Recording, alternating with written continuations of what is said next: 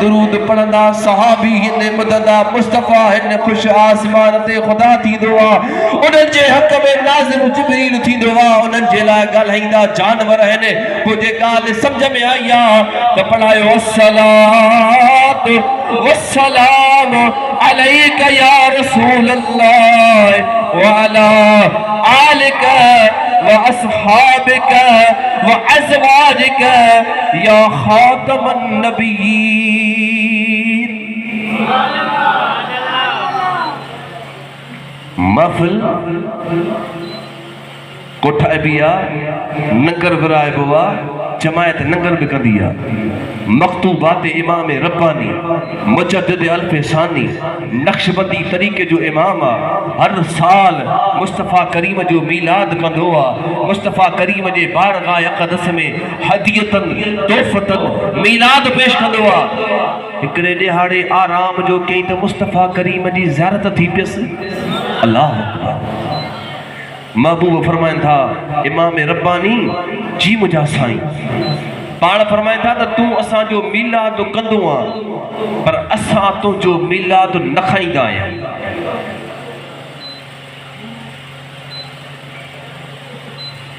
तूं असांजो मीलाद कंदो आहे पर असां तुंहिंजो मीलाद न खाईंदा आहियूं। अर्ज़ करे तो महबूब कहिड़ी ग़लती आहे पाण फरमाइनि था जॾहिं तूं मीलाद कंदो आहे मीलाद जो दुआ में हदियतन तोहफ़तन करे मां मुस्तफ़ा करीम के पेश कंदो आहियां मुंहिंजे सहाबा के पेश कंदो आहियां अल ग़र्ज़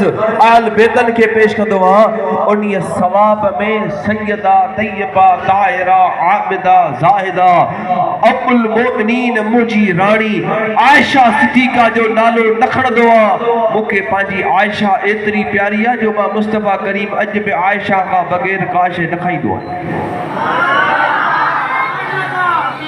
जे मां मुस्तफ़ा करीम के मीलाद खाराइणो थी त इन मीलाद जे सवाब जे दुआ में मुंहिंजी आयशा जो नालो बि खणंदो पोइ जे दुरूद बि अघाइणो थी त चवंदो कर अस्सलातु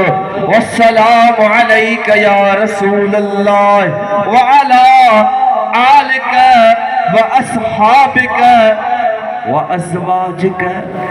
महबूब तोते तुझे सहाबा ते तुझी आल ते तुझी अज़वाज मुतहरात जेके भी आहिनि सभिनी जे मथां बि दुरूद। महफिल कोठाई वई आहे जश्न विलादत इमाम हुसैन। हिकिड़नि ज़ालिमनि त एतिरो बि लिखियो आहे अदा मां शेर शाइरी न पढ़ंदो आहियां मां ॻाल्हि कंदो आहियां इल्मी ॻाल्हि कंदो आहियां तहक़ीक़ वारी छो जो जिन वीचारनि ख़र्च कयो आहे जेके टाइम सिवाइ आया आहियो हितां जो वञो रुगो ईअं न हुजे त बा मौलवीअ टीन खड़काया टीन कहिड़ा खड़काए कुझु सेखारे बि त सही न सही आहे न। हिकिड़ा त चवनि था इमाम हुसैन आली मक़ाम जो क़ुरान खोले ज़िक्र कयो त बि नाजाइज़ आहे नऊज़ बिल्लाह। तव्हां त हेॾी महफ़िल कोठाई आहे मां उन्हीअ जे जवाब में चवंदो आहियां ओ बदनसीबो ओ बदबख्तो हे मुस्तफ़ा करीम ऐं मुस्तफ़ा करीम जे आल जो तव्हांजे मथां असांजे मथां उम्मत रसूल सल्लल्लाहु अलैहि वसल्लम जे मथां अहिड़ो त थोरो आहे ख़ुदा जी ज़ात जो कसम आहे जो क़यामत ताईं न लाहे सघंदासीं। ही मुंहिंजे हथ में किताब आहे करामात सहाबा अल्लामा अब्दुल मुस्तफ़ा आज़मी जो आहे इमाम अहले सुन्नत आला हज़रत इमाम अहमद रज़ा खान फाज़िल बरेलवी जे शागिर्द रशीद हज़रत सैयदना सैयद मुफ्ती नईमुद्दीन मुराद आबादी जो शागिर्द भी आहे खलीफ़ो भी आहे उन्हीअ किताब जे सिफ़े नंबर 248 ते पाण हिकिड़ी फरमाइनि था मौज़ू ॾिनो अथनि उन मौज़ू जो नालो आहे शाही दावत। कहिड़ी दावत आहे शाही दावत आहे। किताब मुंहिंजे हथ में आहे हर हिक खे मुंहिंजी इजाज़त आहे मुझे हिक लफ्ज़ ते भी एतराज़ करे उन जे मथां उनके हक़ आहे, हिकिड़ी ॻाल्हि जो बि रद्द करे उन खे हक़ आहे, मुंहिंजे मथां हक़ आहे त मां पंहिंजो पलव साफ़ करे उनखे जवाबु ॾेई सघां। किताब ॾिसणु चाहे उनजो हक़ आहे। शबीर बिरादर वारनि जो किताब छपियल आहे, लाहौर जो मतबू आहे। उन किताब जे सिफ़े नंबर 248 ते लिखे थो महबूबन करीमन सल्लल्लाहु अलैहि वसल्लम जो सहाबी आहे हज़रत सैयदना व मुर्शिदना उस्मान गनी। पोयों महीनो मेराज जो गुज़रियो आहे। तव्हांखे हितां जे आलिम ख़तीब मेराज ॿुधायो हूंदो। मुस्तफ़ा करीम मेराज ते विया त पहिरें आसमान ते आदम अलैहिस्सलाम, ॿिए आसमान ते यहया अलैहिस्सलाम, ईसा अलैहिस्सलाम, टे आसमान ते यूसुफ अलैहिस्सलाम, चौथे आसमान ते इदरीस अलैहिस्सलाम, पंजे आसमान ते हारून अलैहिस्सलाम, छहें आसमान ते मूसा अलैहिस्सलाम, सतें आसमान ते इब्राहिम अलैहिस्सलाम। जॾहिं मुस्तफ़ा मेराज करे मोटी आया पंहिंजे सहाबी उस्मान गनी खे निहारे फरमाए था उस्मान तोखे मुबारक हुजे। उस्मान जॾहिं मां पंहिंजे बाबे हज़रत इब्राहिम अलैहिस्सलाम खे निहारे ॾिठो आहे, उस्मान तुंहिंजी शक्ल ऐं मुंहिंजे बाबे इब्राहिम अलैहिस्सलाम जी शक्ल हिकु जहिड़ी आहे। ऐं मुस्तफ़ा करीम सल्लल्लाहु अलैहि वसल्लम जे सहाबा, रुगो मुस्तफ़ा करीम जे सहाबा में न आदम अलैहिस्सलाम खां वठी करे मुस्तफ़ा करीम ताईं कहे बि नबी कहे बि रसूल जी उम्मत में अहिड़ो उम्मती न आहे, अहिड़ो उनजो सहाबी न आहे जंहिंजे निकाह में हिकु नबीअ जूं ॿ धीअरायूं हुजनि। उस्मान ज़ुन्नूरैन यानी ॿिनि नूरनि वारो आहे। उस्मान गनीअ जे निकाह में मुस्तफ़ा करीम जूं ॿ न्याणियूं आयूं। ओ हैदर जा हक़दार सॾाइण वारा भंग जे कुंडे खां ॿाहिरि निकिरी आ, मकान खां ॿाहिरि निकिरी आ, इल्मी मैदान मला नहजुल बलागा में मौला अली जे खुतबे में मौला अली फरमाइनि था मां मस्जिद नबवी खां निकिरी रहियो हुयुसि, मुस्तफ़ा अची रहिया हुआ, पाण मूंसां मुलाक़ात करे फरमाइनि था ए अली मुंहिंजो त ॿ हो जेका हिक खां बाद में वरी ॿी मूं उस्मान जे निकाह में ॾिनी आहे। ए अली टी तुंहिंजे निकाह में आहे, चौथी अकरमा जे निकाह में आहे। मुस्तफ़ा जूं 4 न्याणियूं हुन। ए अली जेकॾहिं मां मुस्तफ़ा करीम खे 40 धीअर हुजनि हा त यके बाद दीगर हिक खां बाद वरी पोइ ॿी मां सभ जो सभु उस्मान गनी जे निकाह में ॾेई छॾियां हा। ही मुंहिंजे हथ में किताब आहे अल मुस्तनद। पंजाब जे यूनिवर्सिटियुनि में ही किताब पढ़ायो वेंदो आहे।